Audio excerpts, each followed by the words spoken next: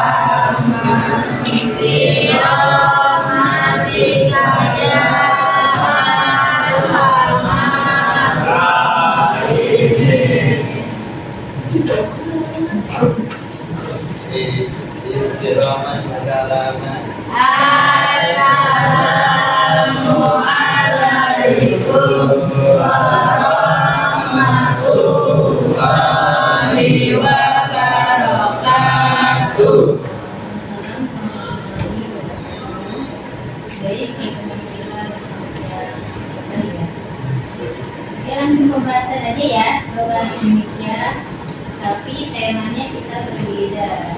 Temanya kali ini kita bertemu di tema tentang keorganisasian dan pengaturan majalah ini. Kita lanjut organisasinya, kita masih membahas majalah ini. Oke, organisasi majalah ini. Saudara, untuk mendirikan sebuah majalah ini memerlukan orang-orang yang memiliki daya kreativitas yang tinggi, bertanggung jawab dan memiliki minat yang baik, ya, dan bakatnya untuk mendirikan majalah dinding. Mengapa demikian? Ya, majalah dinding yang dikelola oleh orang-orang yang memiliki daya kreativitas, minat dan bakat yang tinggi membuat majalah dinding akan tampil menarik, ya, baik dari segi isi maupun dari segi tampilan. Sebelum kita mendirikan sebuah majalah dinding, kita harus mengetahui terlebih dahulu apa tujuan dirinya sebuah majalah dinding. Bagaimana cara mendirikan sebuah majalah dinding? Siapa yang bertanggung jawab terhadap pengelolaan majalah dinding? Siapa saja pengurus majalah dinding dan apa saja tugas-tugas pengurus majalah. Dan hal-hal ini tersebut akan dijelaskan pada bagian berikut. Yang pertama itu tujuan pembinaan majalah dinding.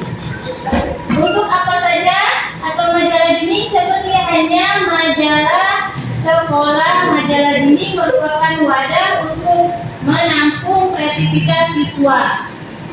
Dengan menulis dan mengelola majalah dinding, siswa dan guru dapat menyalurkan minat dan bakatnya, baik dalam bidang tulis, menulis maupun dalam bidang menggambar dan fotografi. Siswa yang memiliki bakat membuat sebuah tulisan, baik itu berita, artikel puisi ataupun cerpen, dapat berlatih menulis untuk dimuat dalam majalah dinding. Begitu pula yang memiliki bakat menggambar dapat membuat sebuah gambar kemudian dikirim ke pengurus majalah dinding untuk ditempel di majalah dinding. Siswa senang berfotografi dalam mengirimkan foto-foto hasil jempretannya ke pengurus majalah dinding untuk ditempel di majalah dinding. Nah, selain dapat menyalurkan minat dan bakat siswa, majalah dinding juga dapat menambah ilmu pengetahuan siswa. Tulisan-tulisan ilmu pengetahuan yang ditempel dalam majalah dinding, bila dibaca oleh siswa, maka akan menambah ilmu pengetahuan siswa. Dan pengertian pengenalan majalah dinding, ya. Atlas artinya komposisi, tata letak atau tata letak huruf yang akan dicetak. Menata artinya mengatur tata letak huruf yang akan dicetak. Bisa juga diartikan sebagai proses mengatur atau menata sesuai dengan komposisi yang baik. Penataan dapat diartikan sebagai proses pembuatan peraturan, ya. Penataan berikut ini berita dan huruf dalam majalah dinding. Nah, yang kedua ini untuk unsur pengatakan majalah dinding. Seperti halnya unsur pengatakan majalah sekolah, unsur-unsur pengatakan majalah dinding ini meliputi materi majalah dinding, teks, gambar, jenis huruf, latar, warna, dan urutannya. Semua ini harus melalui perencanaan yang matang. Jadi setiap kita membuat berita ataupun membuat surat kabar harus ada perencanaan dulu, ya. Untuk yang terakhir, model pengatakan majalah dinding. Model pengatakan ini berkaitan dengan bentuk atau perwajahan bahan, ukuran, urutan, dan isi setiap majalah dinding. Berikut ini akan diuraikan seperti singkat. Bentuk atau perwajahan majalah dinding biasanya berupa papan dan yang ditempelkan di dinding. Sekarang wajah majalah dinding bisa berubah menjadi majalah dinding yang hanya papan dan menempel di dinding saja. Sampai di sini ada yang mengerti tentang penempalan majalah dinding? Yang tadi sudah Ibu jelaskan, sudah ada yang paham? Apakah masih bingung? Ada yang tahu tadi apa akad? Akad artinya komposisi. Ada yang tahu? Ibu kasih tahu akad apa? Nah, komposisi. Ya. Oke, untuk mengakat, apa artinya mengakat tadi? Mengakat, apa mengakat artinya barusan Ibu sebutin? Posisi. Nah, berarti menyimak ya. Sebagai menyimak, ada yang bingung juga ya mengakannya. Untuk model pengatakan majalah dinding, ada yang paham untuk model pengatakan berkaitan dengan bentuk atau perwajahannya, ada yang paham nggak? Kayak bahan, ukuran, uraiannya, dan setiap majalah dinding, ada yang tahu nggak? Pernah lihat majalah dinding? Sebenarnya di sini juga ada contoh-contohnya nih, seperti ini ya. Ini juga bagus, ini dulu siapa ya? Saya di mana, Mas? Kamu. Dari mana? Ini, tempelan sih ya, tempelan sih. Yang dulu itu tempelan juga ya. Jadi sebenarnya boleh seperti ini nanti.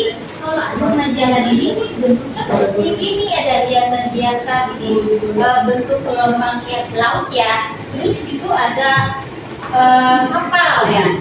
Nah, ini seperti ini. Kalian bentuknya membuat majalah ini dan nanti inilah ini ada dua-dua ya. Ada yang masih belum paham? Siapa ya? Jangan takut, biasa aja kan udah tahu minggu di sini ya. Udah 2 kali kita bertemu di sini ya. Dari sini masih ada yang mau bertanya? Sudah paham semua ya? Oke, kalau itu sudah paham semua, Ibu rasa kalian sudah banyak yang mengerti ya tentang majalah dinding. Oke, majalah dinding biasanya berupa bidang 2 dimensi atau berupa papan yang ditempelkan di dinding. Secara realis utamanya tradisional, bahan majalah dinding bisa terdiri atas papan tempel dan dinding. Sekarang bahan dasar dinding bisa berupa papan besar ya, logam, baik yang berbentuk persegi, bulat, atau bentuk yang bahannya itu yang berkreatif ya. Oke, berasa udah cukup ya untuk ini ya. Itu ya, selesai untuk pembahasan hari ini. Sudah selesai untuk hari ini. Terima kasih waktunya.